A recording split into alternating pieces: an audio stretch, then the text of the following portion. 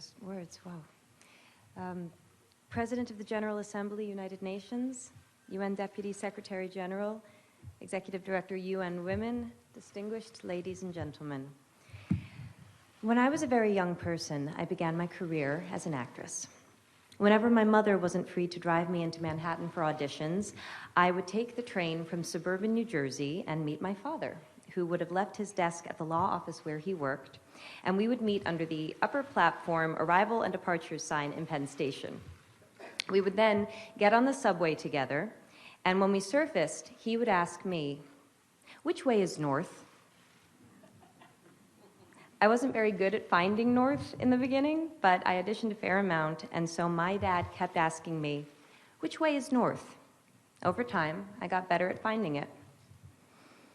I was struck by that memory yesterday while boarding the plane to come here, not just by how far my life has come since then, but by how meaningful that seemingly small lesson has been. When I was still a child, my father developed my sense of direction, and now, as an adult, I trust my ability to navigate space. My father helped give me the confidence to guide myself through the world. In late March last year, 2016, I became a parent for the first time. I remember the indescribable and, as I understand it, pretty universal experience of holding my week-old son and feeling my priorities change on a cellular level. I remember I experienced a shift in consciousness that gave me the ability to maintain my love of career and also cherish something else, someone else, so much, much more. Like so many parents, I wondered how I was going to balance my work with my new role as parent. And in that moment, I remember that the statistic for the US's policy on maternity leave flashed in my mind. American women are currently entitled to 12 weeks unpaid leave. American men are entitled to nothing. That information landed differently for me when 1 week after my son's birth, I could barely walk. That information landed differently when I was getting to know a human who was completely dependent on my husband and I for everything, when I was dependent on my husband for most things, and when we were relearning everything we thought we knew about our family and our relationship. It landed differently. Somehow, we and every American parent were expected to be back to normal in under 3 months. Without income? I remember thinking to myself, if the practical reality of pregnancy is another mouth to feed in your home, and America is a country where most people are living paycheck to paycheck, how does 12 weeks unpaid leave economically work? The truth is, for too many people, it doesn't. 1 in 4 American women go back to work 2 weeks after giving birth because they can't afford to take off any more time than that. That's 25% of American women. Equally disturbing, women who can afford to take a full 12 weeks often don't, because it'll mean incurring a motherhood penalty, meaning they will be perceived as less dedicated to their job and will be passed over for promotions and other career advancement. In my own household, my mother had to choose between a career and raising 3 children, a choice that left her unpaid and underappreciated as a homemaker, because there just wasn't support for both paths. The memory of being in the city with my dad is a particularly meaningful one, since he was the sole breadwinner in our house, and my brothers and my time with him was always limited by how much he had to work. And we were an incredibly privileged family. Our hardships were the stuff of other families' dreams. The deeper into the issue of paid parental leave I go, the clearer I see the connection between persisting barriers to women's full equality and empowerment and the need to redefine and in some cases destigmatize men's roles as caregivers. In other words, thank you.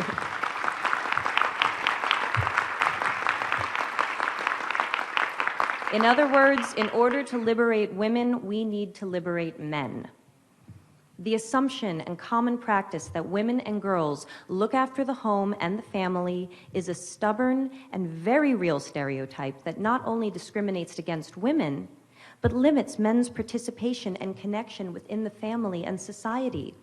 These limitations have broad-ranging and significant effects for them and for the children. We know this.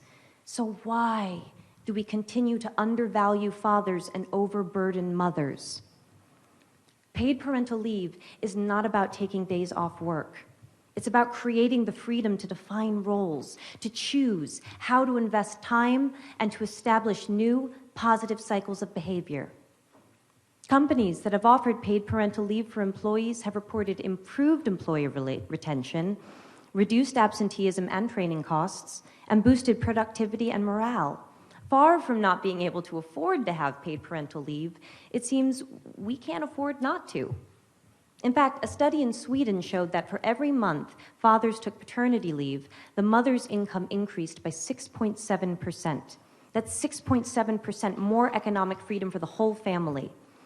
Data from the International Men and Gender Equality Survey shows that most fathers report that they would work less if it meant that they could spend more time with their children. And picking up on the thread that the Prime Minister mentioned, I'd like to ask, how many of us here today saw our dads enough growing up? How many of you dads here see your kids enough now? We need to help each other if we are going to grow.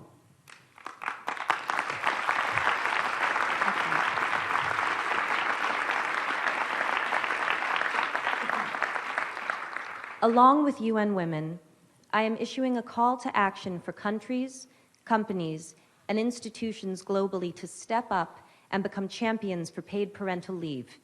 In 2013, provisions for paid parental leave were in only 66 countries out of 190 UN member states.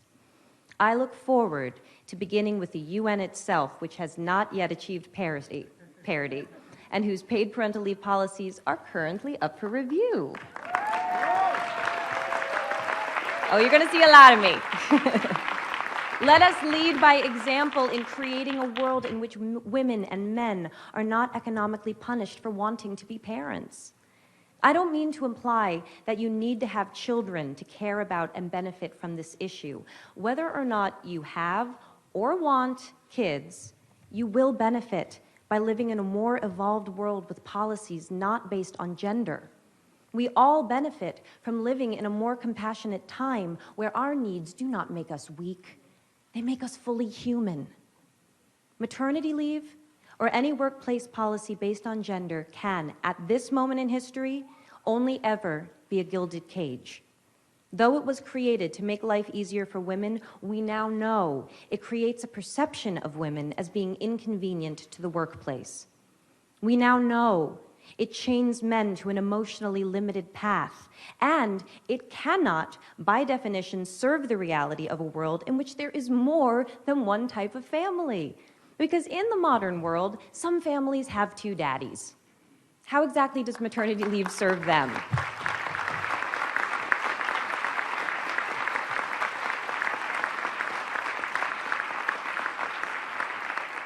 Today, on International Women's Day, I would like to thank all of those who went before in creating our current policies.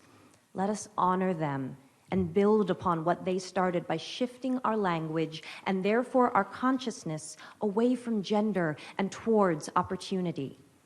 Let us honor our own parents' sacrifice by creating a path for a more fair, farther-reaching truth to define all of our lives, especially the lives of our children. Because paid parental leave does more than give more time for parents to spend with their kids. It changes the story of what children observe and will from themselves imagine possible. I see cause for hope. In my own country, the United States, currently the only high-income country in the world without paid maternity, let alone parental leave, great work has begun in the states of New York, California, New Jersey, Rhode Island, and Washington, which are currently all implementing paid parental leave programs. First Lady Chirlane McCray and Mayor Bill de Blasio have granted paid parental leave to over 20,000 government employees in New York City. We can do this. Bringing about change cannot just be the responsibility of those who need it most. We must have the support of those in the highest levels of power if we are ever to achieve parity. That is why it's such an honor to recognize and congratulate pioneers of paid parental leave like the global company Danone. Today, I am proud to announce Danone Global CEO Emmanuel Faber as our inaugural He-for-She thematic champion for paid parental leave. As part of this announcement, Danone will implement a global, 18 weeks, gender-neutral, paid parental leave policy for the company's 100,000 employees by the year 2020.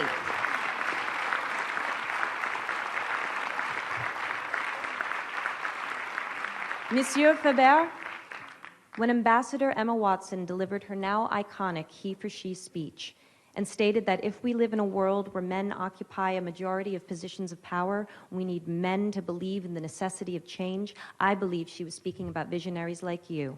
Merci. Imagine what the world could look like 1 generation from now if a policy like Danone's becomes the new standard. If 100,000 people become 100 million, 1 billion, more. Every generation must find their north. When women around the world demanded the right to vote, we took a fundamental step towards equality, north. When same-sex marriage was passed in the US, we put an end to a discriminatory law, north. When millions of men and boys and prime ministers and deputy directors of the UN, sorry, the president of the General Assembly, that's what happens when I go off script. When men, like the men in this room and around the world, the ones we cannot see, the ones who support us in ways we cannot know but we feel, when they answered Emma Watson's call to be he for she, the world grew north. We must ask ourselves, how will we be more tomorrow than we are today? The whole world grows when people like you and me take a stand because we know that beyond the idea of how men and women are different, there is a deeper truth, that love is love and parents are parents. Thank you.